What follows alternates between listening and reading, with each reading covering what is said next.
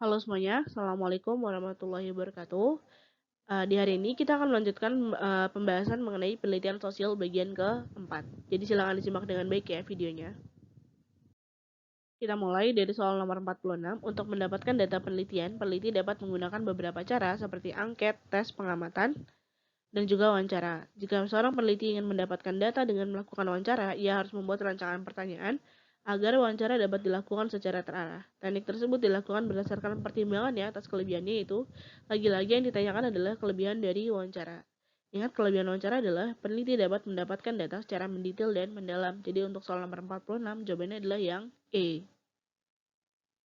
Kita lanjut ke soal nomor 47. Seorang peneliti melakukan penelitian dengan memilih topik pengaruh perubahan metode pakaian terhadap sikap konsumtif remaja. Hal ini dilakukan karena peneliti tertarik dengan perubahan mode pakaian. Pertimbangan tersebut bertujuan agar yang A, peneliti dapat selesai karena sesuai dengan minat peneliti. Ini adalah jawaban yang paling tepat karena di sini dia bilang tertarik. Jadi untuk soal nomor 47, jawabannya adalah yang A.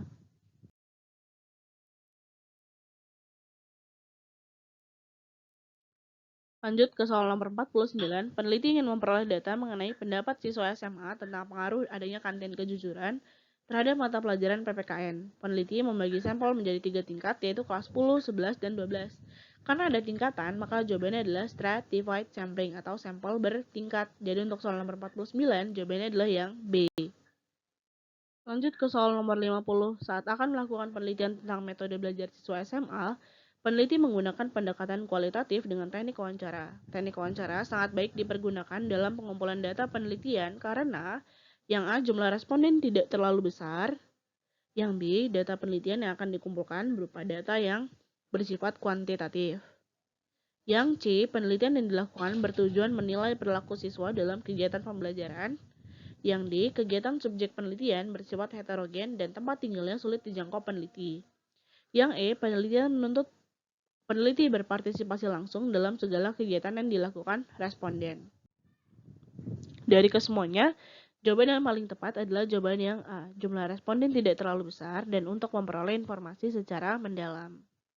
Lanjut ke soal nomor 51, seorang mahasiswa melakukan wawancara dengan informan untuk pengambilan data. Saat melakukan wawancara, jawaban informan tidak sinkron antara pertanyaan satu dengan yang lainnya sehingga mahasiswa tersebut meragukan jawaban yang diberikan informan. Kelemahan teknik wawancara berdasarkan ilustrasi tersebut adalah yang A, peneliti dapat memperoleh data secara langsung, yang B, memerlukan beberapa informan untuk mengecek kebenaran jawaban, yang C, informan dapat memberikan jawaban yang tidak jujur. D, jawaban yang diperoleh dari informan dapat dikembangkan secara luas. E, peneliti harus menunggu waktu luang dari informan sehingga membutuhkan waktu yang lama. Di sini dia bilang respondennya atau informannya ada jawaban yang tidak sinkron. Jadi jawabannya adalah yang C, informan dapat memberikan jawaban yang tidak jujur. Perhatikan soal nomor 52, peneliti mengambil data responden melalui kuesioner. Setelah memasukkan data kuesioner ke dalam tabel, peneliti kemudian melakukan analisis data secara statistik. Langkah selanjutnya dalam proses pengolahan data adalah yang A, memeriksa kembali data yang telah ditabulasi, ini adalah salah. Yang B, memberikan generalisasi data yang telah dianalisis. Memberikan kode ini adalah salah karena tahapannya adalah editing, coding, dan tabulating. Jadi yang ditanya adalah setelah data ditabulasi, jawabannya adalah yang B, memberikan generalisasi data yang telah dianalisis. Jadi option D dan E adalah salah.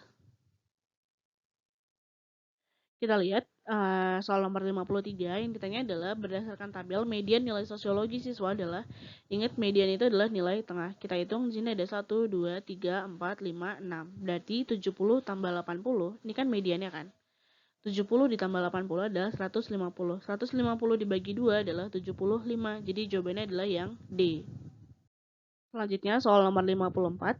Salah satu syarat penyusunan laporan penelitian adalah sistematis.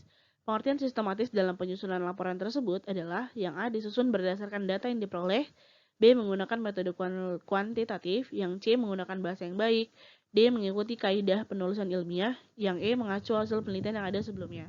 Sistematis itu adalah yang A, disusun berdasarkan data-data yang diperoleh.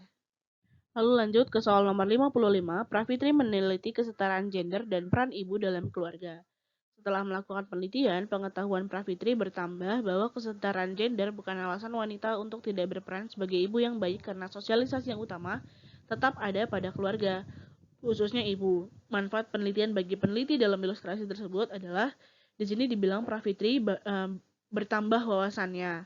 Jadi jawabannya adalah yang B, menambah wawasan dan pengetahuan peneliti. Selanjutnya soal nomor 56, setiap 5 tahun pemerintah mendata penduduk melalui sensus penduduk. Dari data tersebut bisa diketahui jumlah penduduk, tingkat kesejahteraan, tingkat pendapatan penduduk, dan sebagainya. Dari data tersebut terlihat bahwa metode penelitian kuantitatif berbeda dengan kualitatif.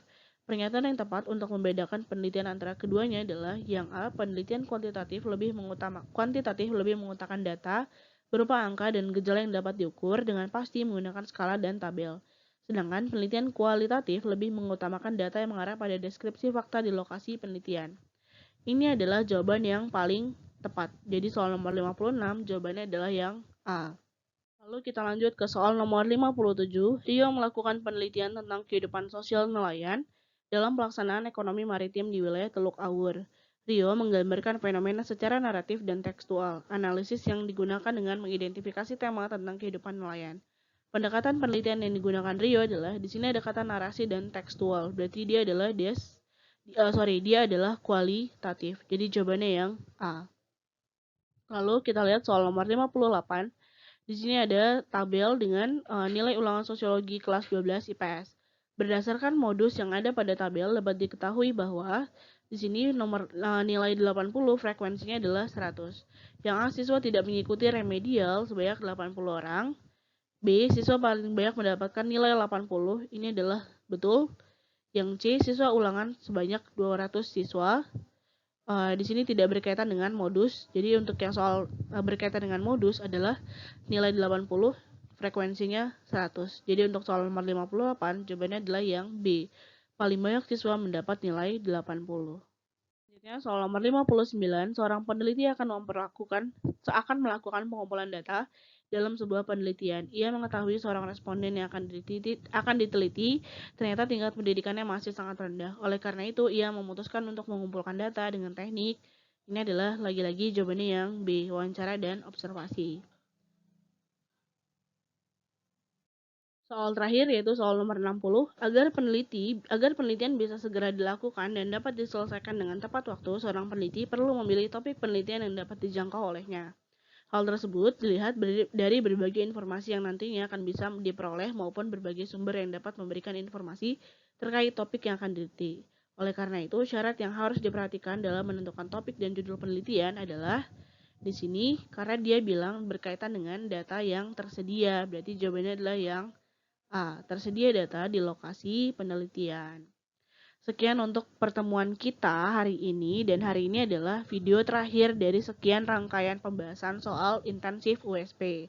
Semoga apa yang kita pelajari hari ini dan beberapa minggu belakangan menjadi ilmu yang bermanfaat bagi kalian. Semoga ini bisa membantu kalian dalam mengerjakan soal-soal USP di hari Selasa tanggal 23 Maret 2021. Terima kasih untuk atensinya. Semoga apa yang kita pelajari menjadi ilmu yang berkah buat kalian dan bisa bermanfaat untuk kalian. Terima kasih. Assalamualaikum warahmatullahi wabarakatuh.